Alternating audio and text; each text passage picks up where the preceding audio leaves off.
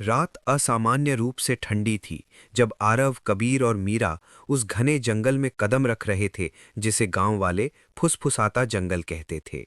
आरव इन कहानियों पर हंस रहा था।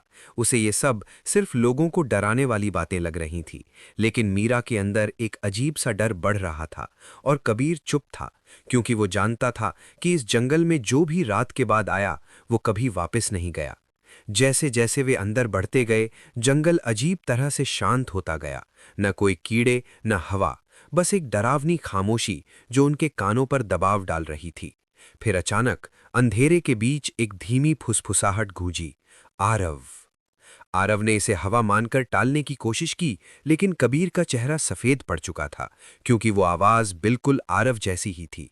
डर धीरे धीरे उनके अंदर फैलने लगा, और तभी उन्होंने देखा कि पेड़ों के बीच कुछ परछाइयां हिल रही थी, बहुत तेज और बिल्कुल खामोश। जैसे ही मीरा चीखी, तीनों बिना पीछे देखे भागने लगे। पेड़ों की शाखाएं उनके शरीर को काट रही थीं, और फुसफुसाहट उनका पीछा कर रही थी, उन्हें चेतावनी देते हुए कि उन्हें यहां नहीं आना चाहिए था। हाँफते हुए वो एक पुराने लकड़ी के झोपड़े तक पहुंचे और तुरंत अंदर घुसकर दरवाजा बंद कर लिया। लेकिन जिस सुरक्षा की उन्हें उम्मीद थी, वो जल्द ही डर में बदल गई। दीवारों पर सैकड़ों नाम खुदे हुए थे, और सबसे नीचे ताज़ा खरोंचों में उनके अपने नाम लिखे थे, आरव, कबीर, मीरा।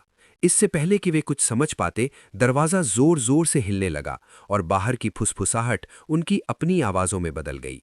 फिर अचानक सब कुछ शांत हो गया, और दरवाज़ा धीरे धीरे खुद खुलने लगा। दरवाजे के बाहर अंधेरे में तीन आकृतियां खड़ी थीं, बिल्कुल उनकी तरह, लेकिन उनकी आंखें खाली थीं। डर से जमे हुए वे हिल भी नहीं पाए, क्योंकि वे आकृतियां धीरे धीरे उनकी ओर बढ़ने लगीं, जैसे जंगल ने उन्हें चुन लिया हो और अब उनकी जगह लेने का समय आ गया हो। अगले ही पल सब कुछ बेकाबू हो गया। हर एक अपने ही दूसरे रूप से लड़ रहा था, और उन्हें समझ आ गया कि उनकी हर हरकत को हूबहू दोहराया जा रहा है। जब सब कुछ खत्म होता हुआ लग रहा था, तभी मीरा ने एक कमी देखी।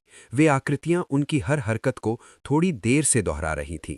उसी पल उन्होंने बिना सोचे समझे अपनी हरकतें बदल दीं, अनियमित, बेतरतीब, और यही उनकी सबसे बड़ी ताकत बन गई। मौका मिलते ही आरव ने अपने ही दूसरे रूप पर हमला किया, और उसी क्षण एक भयानक चीख पूरे जंगल में गूंज उठी, जैसे कुछ टूट गया हो। सब कुछ फिर से शांत हो गया, और सुबह की हल्की रोशनी पेड़ों के बीच से अंदर आने लगी, जैसे कुछ हुआ ही ना हो। वे भागते हुए जंगल से बाहर निकले, ये मानते हुए कि वे बच गए हैं, लेकिन सच्चाई अभी बाकी थी।